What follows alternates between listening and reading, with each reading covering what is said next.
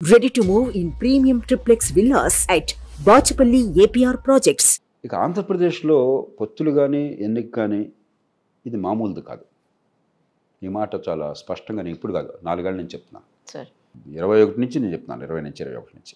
ఆంధ్రప్రదేశ్ జరగబోయే ఎన్నిక ఒక నిర్ణయాత్మకమైన ఒక డిఫైనింగ్ ఎలక్షన్ అని చెప్పాను నేను ఎన్నోసార్లు. ఇదేదో రెడ్డి కమ్మ కాదు, మనకంతా ఈ పిచ్చిలో ఉన్నాం మనం. రెడ్డి పార్టీ, కమ్మ పార్టీ, కాపు పార్టీ అని చెప్పని కొంత కులం ప్రభావం రాజకీయంలో లేదని నేను అంటలా, కానీ అది కాదు కీలకమైన అంశం. అక్కడ ఈ పార్టీకి ఆ పార్టీకి మధ్య ఎవరు వస్తారని కాదు, 2 మౌలికమైన రీతుల మధ్య పోరాటం ఇది. ప్రజాస్వామ్యంలో సంక్షేమం లేకుండా ప్రజాస్వామ్యంలో అందరినీ కలపడం సాధ్యం కాదు. అందులో భేద దేశంలో ఖచ్చితంగా సంక్షేమం కావాలి.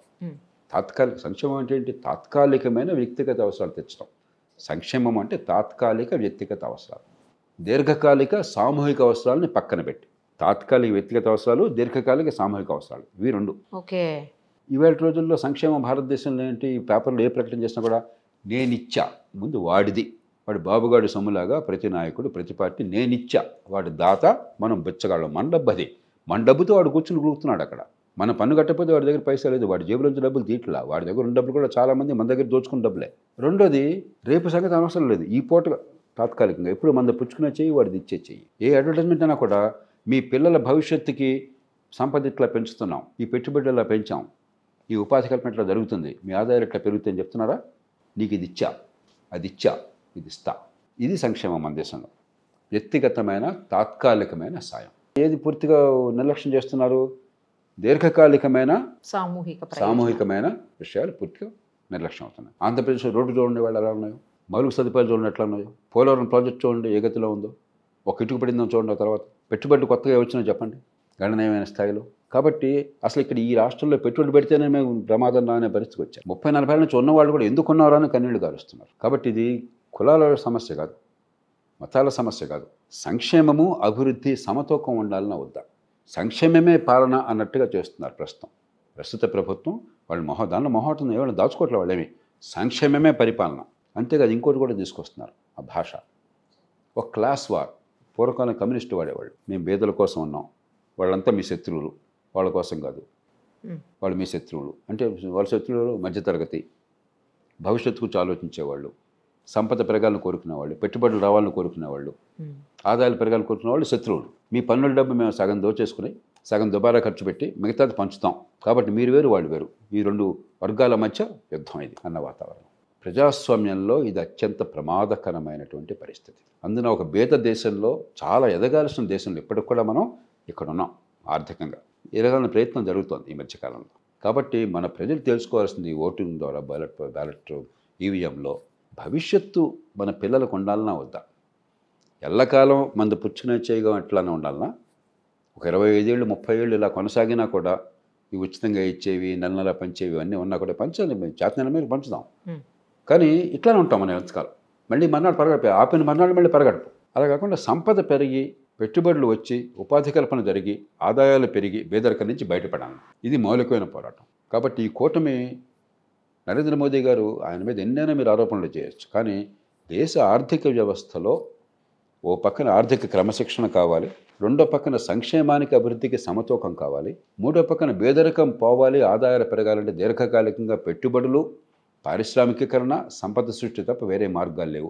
ఈ విషయంలో ఆయన చాలా స్పష్టంగా నిక్కచ్చిగా అభిప్రాయాలు వ్యక్తపరుస్తున్నారు, ఆచరణ చూపెడుతున్నారు. చంద్రబాబు నాయుడు గారికి ఆ చరిత్ర ఉన్నది. హైదరాబాద్ నగరం లేకపోతే ఉమ్మడి ఆంధ్రప్రదేశ్ రాష్ట్రంలో కొన్ని రంగాల్లో పెట్టుబడులు విపరీతంగా వచ్చినాయి, ఆర్థికంగా పెరిగాము, ఉపాధి కల్పన కేంద్రంగా తయారైనాము. ఈ దేశ మ్యాప్లో కొన్ని రంగాల్లో, ప్రపంచ మ్యాప్లో మనకు ఒక స్థానం వచ్చిందంటే ఖచ్చితంగా దానిలో ఆయన కృషి ఉన్నది. దాని తర్వాత రాజశేఖర రెడ్డి గారు కాంగ్రెస్ పార్టీ కొనసాగించారు, హైదరాబాద్ నగరం వరకు. ఆ తర్వాత టీఆర్ఎస్ బీఆర్ఎస్ కొనసాగించారు. కాబట్టి సరే, జనసేన అధికారంలో ఇప్పుడు లేదు కాబట్టి ఇదే సిద్ధాంతానికి కట్టుబడి స్వచ్ఛమైన రాజకీయం కావాలని చెప్పి వారు ముందుకు వస్తున్నారు. కాబట్టి ఓ పక్కనేమో సంక్షేమము అభివృద్ధి కలపాలి, దీర్ఘకాలిక అభివృద్ధి కావాలి, పెట్టుబడులు కావాలి, ఉపాధి కల్పన కావాలి, సంపద పెరగాలి, ఆదాయాలు పెరగాలి. మరో పక్కన సంక్షేమమే ప్రభుత్వ పరమావధి, ఇంకేం అక్కర్లేదు, తాత్కాలిక ప్రయోజనాలు తప్ప ఇంకేం అక్కర్లేదు. మిగతా ఏమైనా కూడా వాళ్ళంతా శత్రువులు. ఈ 2 మధ్య పోరాటం తేల్చాల్సింది ప్రజలు. ఒక భేద దేశంలో సంక్షేమానికి ఖచ్చితంగా బలం ఉంటుంది, ఓట్లుంటాయి. ఎందుకంటే పేదరికంలో ఉన్నప్పుడు సంక్షేమాలు మన డబ్బు అని అవగాహన లేనప్పుడు ఎవరో దానంగా ఇచ్చారని కృతజ్ఞతాభావం ఉండొచ్చు. కాబట్టి నేను తెలుగు ప్రజలను కోరేది ఏంటంటే, మీరు ఎవ్వరికి కృతజ్ఞులుగా ఉండక్కర్లే, వాళ్ళు మీకు కృతజ్ఞులుగా ఉండాలి. మీరు వాళ్ళకి అవకాశం ఇచ్చారు పదవుల్లో కూర్చోబెట్టి, వాళ్ళు మీకు అవకాశం ఇవ్వాలా. మీ జీవితం ఇది, మీ పిల్లల జీవితం, మీ పన్నుల డబ్బు, మీ హక్కు ఇది. ఈ డబ్బు ఎట్లా ఖర్చు కావాలి? అప్పు చేసి పప్పుకోడి కావాలన్నా మన ఇంట్లో కుటుంబం ఉంది, ఖచ్చితంగా ఇంట్లో అవసరాలు తీరాలి. కానీ ఈవేళ తిండి కోసం రేపటి భవిష్యత్తుని, పిల్లల భవిష్యత్తుని బలిపెట్టి ఉన్న ఆస్తులు అమ్మం కదా. అప్పులు చేసి వాళ్ళు తినంగా, అప్పు చేసి పప్పుకోడి తినం కదా. ఉన్నంతలో సర్దుకుంటాం. 10,000 20,000 అప్పు చేయొచ్చు, మళ్ళీ తీర్చేస్తాం తొందరగా.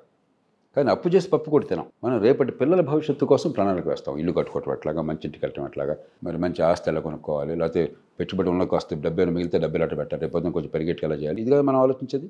ఓ ప్రభుత్వం కూడా అంతే ఉండాలి. కాబట్టి కృతజ్ఞత అనేది ఎవరికి ఉండక్కర్లా. నేను నీకు ఇచ్చా, నువ్వు నాకు నువ్వు రుణపడి ఉన్నావు అన్నది చాలా చాలా పొరపాటు వాదన, ప్రమాదకరమైన వాదన, అప్రజాస్వామికమైన వాదన. అలాగే సంక్షేమం వద్దన్నది సాధ్యం కాదు. సంక్షేమం అందరినీ కలుపుకుపోవాలి, అందరికీ స్థానం కల్పించాలి. కానీ సంక్షేమమే పరిపాలన అనేది చాలా ప్రమాదకరమైనది.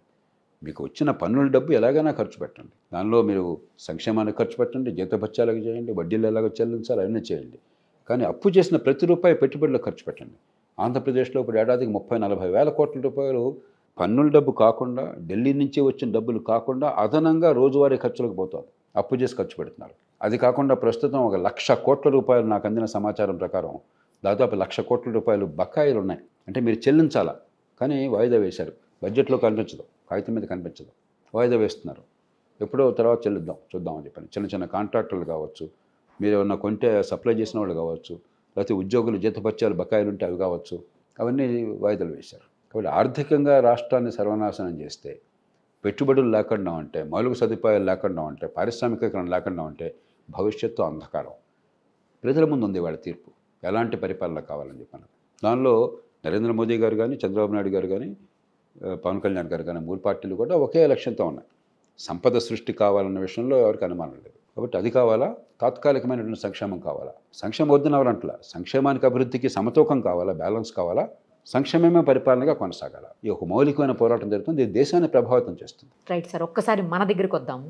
అంటే తెలంగాణకు వస్తే ఇక్కడ పార్లమెంట్ ఎలక్షన్స్ ఉన్నాయి, మనకు కూడా తెలుసు. అయితే ఈ పార్లమెంట్ ఎలక్షన్స్లో పోటీ కాంగ్రెస్కి బీఆర్ఎస్కి ఉండబోతుంది అనుకోవచ్చు సార్, లేకపోతే కాంగ్రెస్కి బీజేపీకి మధ్యన ఉండబోతుంది అనుకోవచ్చు? మీకు అంత తెలుసు, నాకు అంత తెలుసు, పత్రికల్లో రాస్తున్నారు. ఏమైందంటే మళ్ళీ ఇందాక అన్నట్టుగా 2 పార్టీలకి ఎప్పుడు పోటీ, 3వ పార్టీ ఇప్పుడు అసెంబ్లీ ఎన్నికల్లో 1.5 క్రితం బీజేపీ 2వ పార్టీగా కనిపించింది. కరెక్ట్. బై ఎలక్షన్ల వాటిలో ఏ కారణం అన్నా కానివ్వండి, బీజేపీ కాస్త వెనక్కి తగ్గానే కాంగ్రెస్ ఆ స్థానాన్ని భర్తీ చేసింది. చివరికి పోటీ ఎవరి మధ్య అయింది? 2 పార్టీల మధ్య అయింది. నేను చాలా కాలం నుంచి, 4 ఏళ్ల నుంచి చెప్తున్నాను, జరగబోయే ఎన్నిక టీఆర్ఎస్కి మరో పార్టీకి మధ్య కాదు. ఎందుకంటే మంచి చెడు ఆ ఎన్నిక వరకు టీఆర్ఎస్ ప్రధాన పార్టీగా అధికారంలో ఉంది కదా. 2వ పార్టీ ఎవరు తెలుసుకోవడం కోసం అసెంబ్లీ వరకు 2వ పార్టీకి కాంగ్రెస్ తేలిపోయింది, బీజేపీ వెనకబడిపోయింది. కానీ లోక్సభ వేరు. 2 కారణాలుగా. ఒకటి, చాలా మేరకు అసెంబ్లీకి వేసినట్టుగానే లోక్సభకు ఓట్లు ఎక్కువ మంది వేసినా కూడా గణనీయమైన సంఖ్యలో జాతీయ స్థాయి ప్రభుత్వాన్ని చూసి ఓటేస్తారు. అందులో ఎన్నికలు వేరువేరుగా జరిగినప్పుడు. అందున నరేంద్ర మోదీ లాంటి ప్రభావశీలమైన నాయకుడు, ఆయన ప్రజల మనసుల్లో బాగా చొచ్చుకుపోయిన నాయకుడు. ఆయన వల్ల ఖచ్చితంగా ఒక 5-6% మొగ్గు అదనంగా కనిపిస్తుంది. కొన్ని సందర్భాల్లో 10-12% కూడా కనిపించవచ్చు. రెండో పక్కన ఏమైంది మీకు, ఎప్పుడైతే టీఆర్ఎస్ బీఆర్ఎస్ ఎన్నికల్లో నెగ్గలేకపోయినారో వివిధ కారణాల వల్ల, వ్యూహాత్మక తప్పిదాలు కావచ్చు, మరొకటి కావచ్చు, రకరకాలు ఉన్నాయి. ఎప్పుడైతే ఇంకొక పార్టీకి జాతీయ ఎన్నికల్లో మొగ్గు కనిపిస్తుందో, ప్రధానమంత్రి ప్రభావం వల్ల కానీ, లేకపోతే జాతీయ స్థాయి ఎన్నికలు కాబట్టి కానీ, మనకి పెద్ద సిద్ధాంతరీత్యా రాజకీయాలు జరగట్లేదు కాబట్టి చాలామంది క్రమక్రమంగా వదిలేయటం మనసు ప్రారంభమైంది. మీరు ఇప్పటికీ చూస్తున్నారు. ఇక్కడ కొంత నిరుత్సాహము, కొంత ఆవేదన. జాతీయ స్థాయిలో ఎజెండా చెప్పడానికి కూడా ఏం లేదు కొత్తగా. జాతీయ స్థాయి ఎన్నిక కదా, మీ దగ్గర మీ ఎజెండా ఏముంది, ఏదో ఎజెండా చెప్పడం చెప్తే. కాబట్టి ఒక రిస్క్ ఏముందంటే బీఆర్ఎస్కి ఈ పోటీ ఈసారి 3వ పార్టీగా బీఆర్ఎస్ అయిపోయి 2 పార్టీల మధ్య పోరాటం జరుగుతున్నది. జరుగుతున్నదో మనం చెప్పలేం, ఏమొచ్చుందా, కానీ ఖచ్చితంగా ఆ వాతావరణం కనిపిస్తాం. అదేం జరుగుతుందో మనం చూద్దాం రేపు. Thank you sir, thank you so much. Suman టీవీలో మీ పర్సనల్ అండ్ బిజినెస్ ప్రమోషన్స్ కోసం కింది నెంబర్కి కాంటాక్ట్ చేయండి.